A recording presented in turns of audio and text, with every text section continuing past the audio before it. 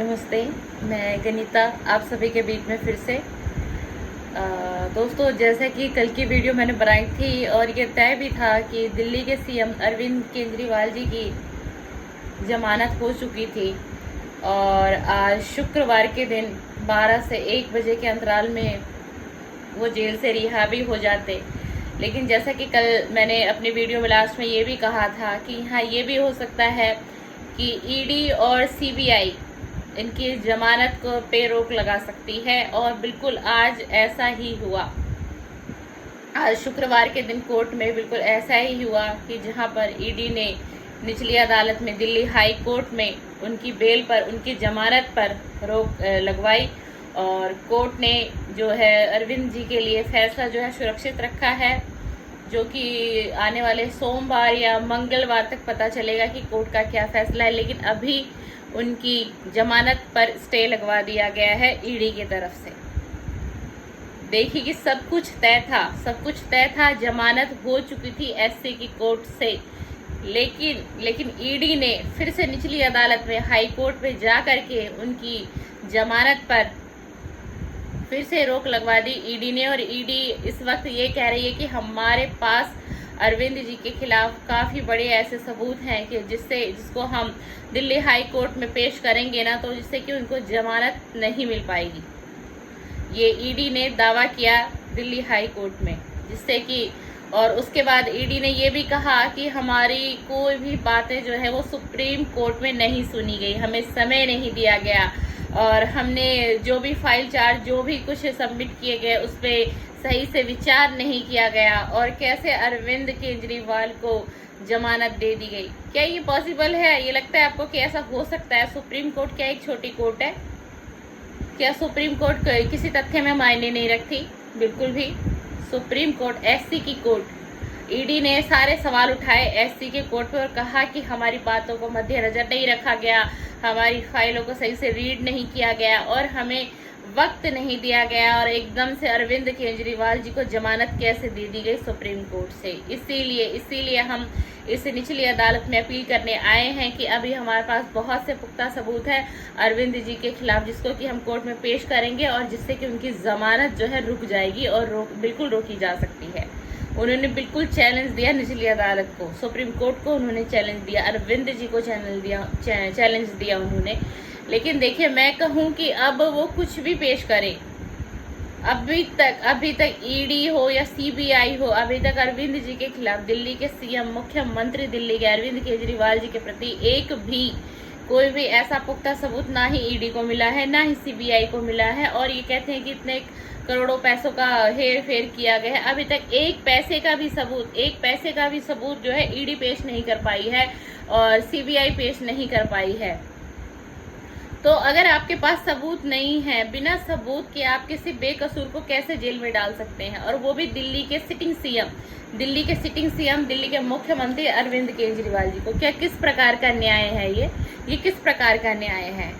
मतलब बिल्कुल कसम खा रखी है कि अरविंद केजरीवाल बाहर नहीं आना चाहिए, क्योंकि अरविंद केजरीवाल अगर बाहर आ जाएगा तो उसकी पार्टी फिर से मजबूत हो जाएगी। आने वाले विधानसभा चुनाव में अरविंद जी का चेहरा फिर से बन जाएगा और अरविंद जी की सरकार फिर से बन जाएगी। अब पहले मुद्दा था लोकसभा चुनाव का, मेरी बात को समझिएगा, और अब जो मुद्दा आया है वो आया है विधानसभा चुनाव का, क्योंकि कुछ समय पश्चात विधानसभा के चुनाव भी नजदीक है और विधानसभा के चुनाव होंगे। और सीधी सी बात है, ये तो 100% सच है। और मैं ये अपने चैनल के माध्यम से कह रही हूँ कि अगर दिल्ली में आने वाले समय में जो विधानसभा का चुनाव होगा, जो विधानसभा में जो सरकार चुन के आएगी वो अरविंद केजरीवाल जी की ही बन के आएगी। दिल्ली में अगर सरकार बनेगी तो वो अरविंद केजरीवाल की बनेगी, ये पूरी गारंटी मैं अपने चैनल के माध्यम से दे रही हूँ। अब तक की मैंने जो भी वीडियो अरविंद जी के ऊपर बनाई है बिल्कुल 100% सभी सच होती आई। और मैंने कल कहा था अपनी वीडियो में, कल लास्ट में मैंने ये वर्ड भी दिया था कि बिल्कुल जमानत दे दी गई है एससी की कोर्ट से, लेकिन उस जमानत पर ईडी और सीबीआई फिर से रोक लगवा सकती है। और आज कुछ शुक्रवार के दिन आज कुछ ऐसा ही हुआ, जमानत होते होते जमानत रोकी गई, जिससे कि अरविंद केजरीवाल आज कारागार से भी नहीं निकल पाए। अब देखिए आने वाले समय में सोमवार को या मंगलवार को दिल्ली हाई कोर्ट क्या फैसला सुनाती है, क्योंकि आज उन्होंने जजों ने ये कहा है कि फैसला सुरक्षित हमने रखा है, हम मंगलवार को इसके बारे में बताएंगे। फिलहाल के लिए अभी अरविंद केजरीवाल जी को फिर से जाना पड़ेगा तिहाड़ जेल, और फिलहाल के लिए इनकी जमानत पे हम स्टे लगाते हैं। तो देखिए, आखिरकार ईडी ने अपना मोहरा फेंक ही दिया। आखिरकार ईडी ने अपनी चाल को चल ही दिया, जिसका कि मुझे कल बिल्कुल ये था कि ये जमानत इतनी आसानी से नहीं होने देंगे। और ऐसा ही कुछ आज ईडी ने शुक्रवार के दिन किया, जहां दिल्ली की जनता खुशी मना रही थी, जहां आम आदमी पार्टी के कार्यकर्ता खुशी मना रहे थे, आम आदमी पार्टी के विधायक खुशी मना रहे थे, और उनकी पत्नी सुनीता केजरीवाल और उनके माता पिता को आज इंतजार था कि आज उनका बेटा आज घर लौटेगा, लेकिन ऐसा कुछ भी संभव नहीं हुआ। इसी के साथ आज दिल्ली में आतिशी जी ने और सुनीता केजरीवाल जी ने पानी के लिए जो अनशन किया, वो अनशन भी जारी है अब। और सुनीता केजरीवाल जी के कुछ इस प्रकार आज बयान आए कि उन्होंने ये कहा, अरविंद जी की धर्मपत्नी ने, सुनीता केजरीवाल जी ने ये कहा कि अरविंद जी के साथ तो ऐसा किया जा रहा है जैसे कि अरविंद केजरीवाल जी एक बहुत बड़े आतंकवादी हैं।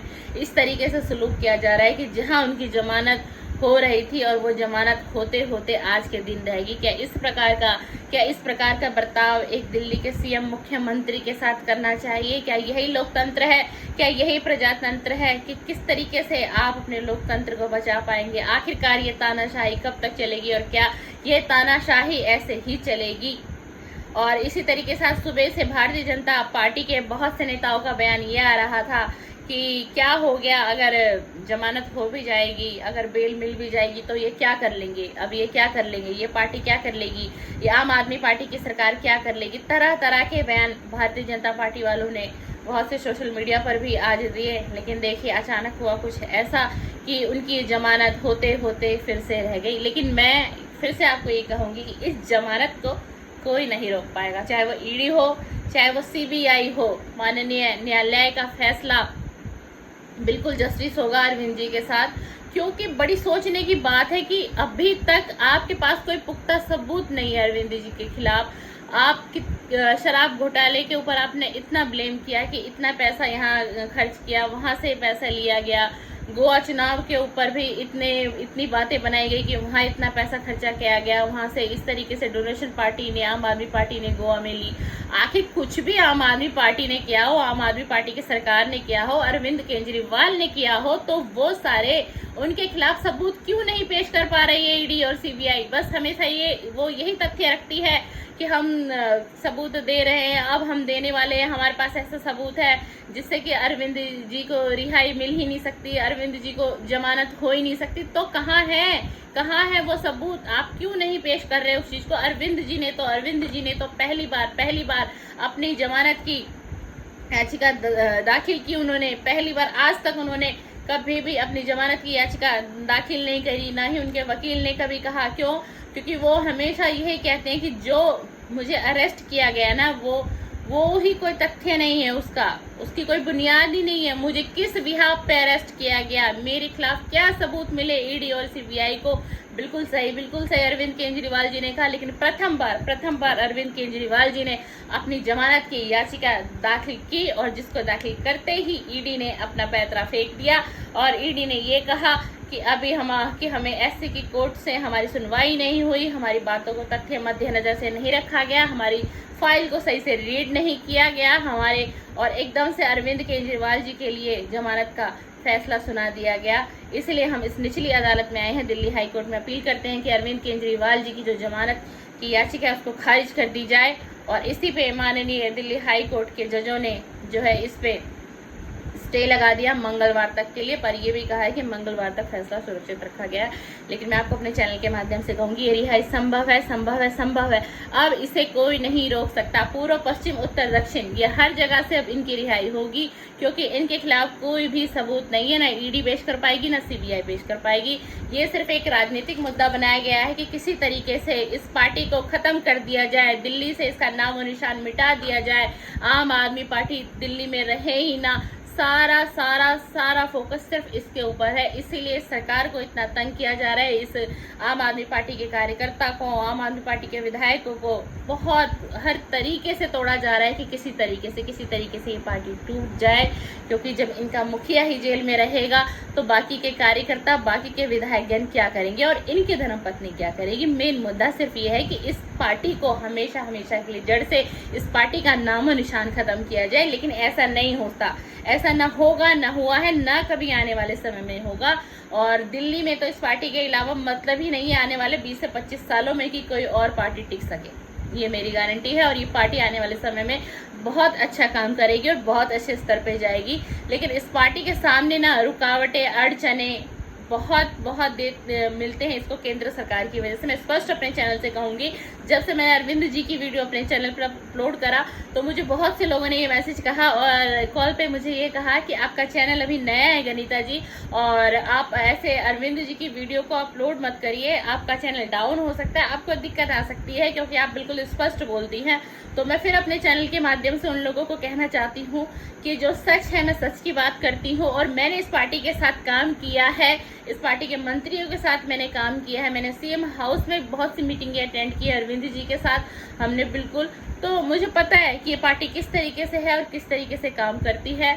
शायद मैंने इस पार्टी में काम ना किया होता, इनके विधायकों के साथ काम ना किया होता, मंत्रियों के साथ काम ना किया होता, या सीएम हाउस की कुछ मीटिंगें मैंने अटेंड ना की होती, तो शायद मैं भी कहती कि हाँ ये पार्टी मुझे समझ में नहीं आ रही। लेकिन मैंने इस पार्टी के साथ काम किया, इस पार्टी के कार्यकर्ताओं को समझा, विधायकों को समझा है, मंत्रियों को समझा है, तो मेरे नज़र में बहुत बेस्ट है पार्टी। बस इस पार्टी को चलने नहीं दिया जा रहा है। इस पार्टी को शुरुआत से, जिस दिन से ये पार्टी बनी है, इस पार्टी के रास्ते में अटकलें बहुत सी डाली जाती हैं कि किसी तरीके से ये पार्टी टूट जाए, इस पार्टी के कार्यकर्ता टूट जाए, विधायक टूट जाए, मंत्री टूट जाए। सिर्फ यही चाल होती है इस पार्टी को ताकि कि जड़ से खत्म करने के लिए।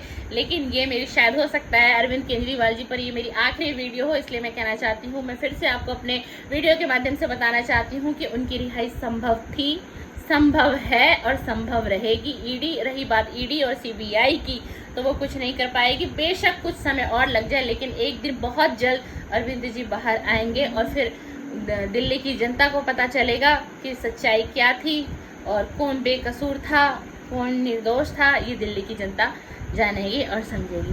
चलिए, बहुत बहुत थैंक यू। मैंने आपको बहुत बहुत कीमती समय लिया। अगर आपको मेरी आज की वीडियो पसंद आए तो प्लीज़ लाइक करिएगा, शेयर करिएगा, कमेंट्स करिएगा। और बहुत बहुत शुक्रिया कि आप अपना इतना कीमती समय निकाल कर मेरे चैनल पर, गनीता राय के चैनल पर आते हैं, मेरे वीडियो को देखते हैं। उसके लिए बहुत बहुत धन्यवाद, शुक्रिया।